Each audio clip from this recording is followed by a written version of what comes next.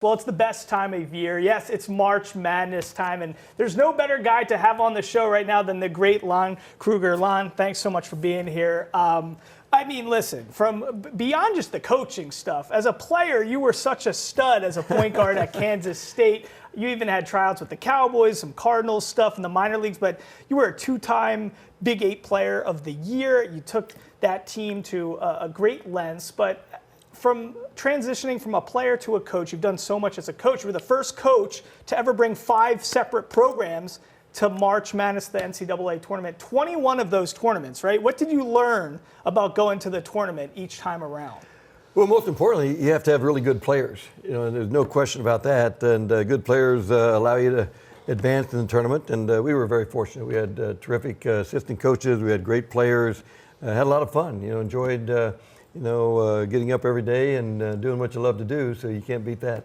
And, I mean, when you think about all those teams, I mean, we think to the Oklahoma team that you took to the Final Four. We think about Florida team you took to the Final Four. You had success bringing UNLV back to the Sweet 16, first time since Tark. So you had a lot of different success at many different programs. What was the common thread that you found amongst all those teams? Is it tight, close-knitness? What is it? What is that common thread? Yeah, that culture is always important. Having guys that enjoying being around each other, they enjoy getting to practice early, staying late.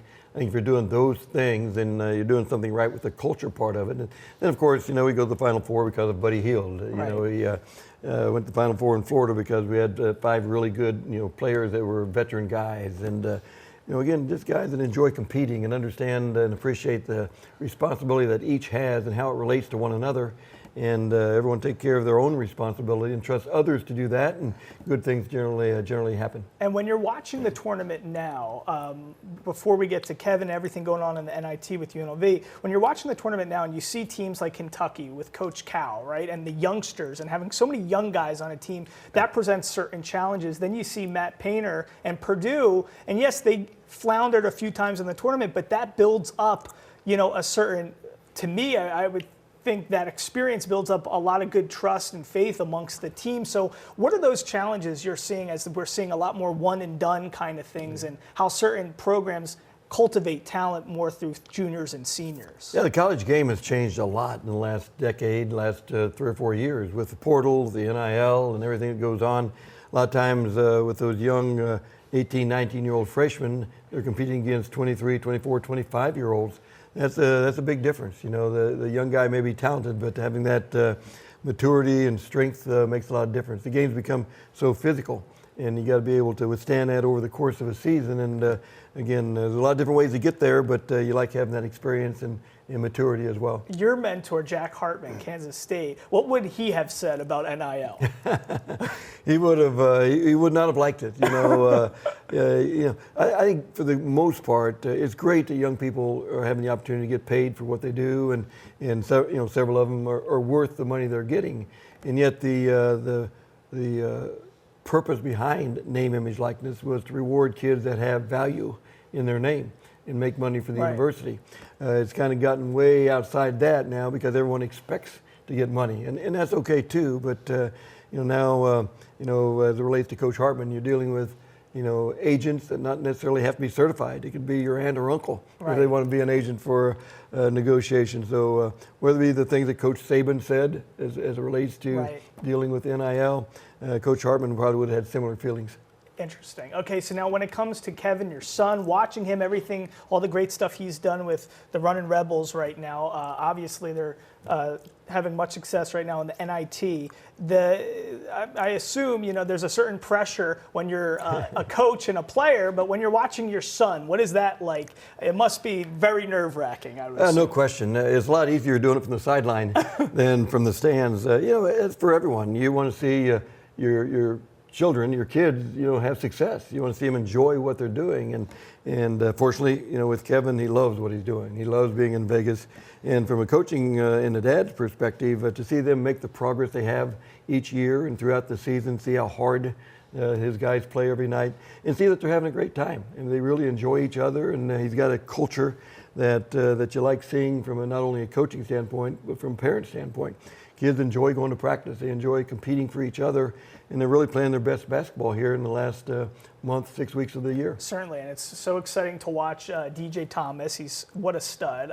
Had a great last game, no turnovers, 17 points. But from an insider's perspective, can you express to our audience what it feels like when you're maybe not playing in the NCAA tourney, but when you're playing in the NIT? What does that feel like for an organization? Yeah, well, it's great tournament experience. You know, you lose and you're done. And that's something this group of players is really benefiting from. You know, you had a good win over Princeton early on, then come home, and a really, really fantastic crowd, you know, in the game against Boston College. You feel the energy in the building and kind of a little bit of a start to getting it back to where you want it to be. And certainly we've got a long way to go there, but they're moving in that direction. And again, it's great to see these guys compete so hard and play so hard, and the value of getting that experience of playing in a tournament is huge. What is it about the point guard? You were a point guard. Kevin was a point guard.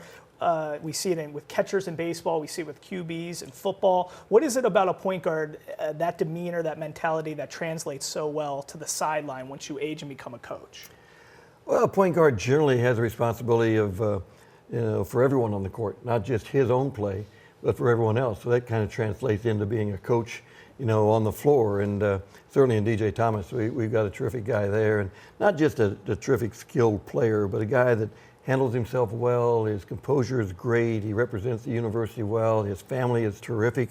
They love being in Vegas. You know, part of his reason for staying home was to help revitalize the program and get the people back into Thomas Mack and get that crowd buzzing again. Yeah, and a Liberty High School kid. Yeah, a Liberty High School guy, and reclassified to come a year early, and everything's worked out great for him, and certainly he's deserving of that, and it's working out great for the program too. A couple last things. One, in all your years coaching, I mean, this might be the first time where there's almost more or, you know, same level of interest for the women's, you know, March Madness tournament. Have you ever seen anything like this in all your years in the sport where we have that much interest when it comes to Caitlin Clark, Juju Watkins, Paige, all these, Angel Reese? I mean, there's so many superstars on the women's side, and it seems like the viewership numbers, it's a great thing, right? Yeah. Oh, it's terrific, and it's never happened before, you know, to the point that it's happening now. And I think 10 years from now, we'll look back and say, at that point with Angel Reese and Caitlin Clark and the others you mentioned, you know, they turned the corner. You know, they got it to that level where all of a sudden people are taking notice, a lot of times for the first time, and realize how great of a game it is and how great the women play the game. And yeah, it's never happened before to this degree, and it's great to see, and it's going to continue to grow. All right, last thing. Last time you were here on my podcast, I learned another thing about you. Not only are you a leader on the court and in, you know, the training and all that kind of stuff, but you're also a leader when it comes to, you know, in our community. And you used to, and still to this day, you drive a lot of cancer patients around in your free time to their appointments, and you help out on that front. But there's also a Coaches vs. Cancer golf classic coming up. So tell us a little bit about that and how we can be involved. Well, I appreciate the opportunity to do that. You know, everyone's been touched by cancer. And we've got a Road to Recovery program nationwide under the American Cancer Society where volunteers drive cancer patients to and from their chemo treatments or radiation treatments. And the number one reason for people missing treatments is a lack of transportation. So we've got over 65, 70 drivers almost now in the Las Vegas Valley that drive, you know, patients to and from treatments. That serves about 65% of the requested number of drives. We need to continue to increase the number of volunteers and get that to 100%. And then the Coaches vs. Cancer event, we're doing the 17th year here in Vegas, and MGM Resorts, you know, do a great job, you know, hosting the people that come in. We'll have about 80 foursomes that come in, 320 golfers, and play either Shadow Creek or Cascada or Southern Highlands or TPC Summerlin. We'll rotate among those four courses, raise about $2 million this year in the fight against cancer. The biggest thing with cancer is early detection. So our big thing now is encourage screening. You know, especially in the underserved areas. You know, statistically, you know, those numbers go way up in the underserved areas. So we've got to reach people who maybe don't have access and don't get involved. So anyone can get involved. Everyone's been touched by cancer, but anyone can get involved and advocate for others to get involved in the fight against this terrible disease. We certainly appreciate that. Well, great man on and off the court, great leader. Thanks so Mike. much. Appreciate it. We have a great opportunity always to have Coach Lon Kruger in studio. We appreciate it.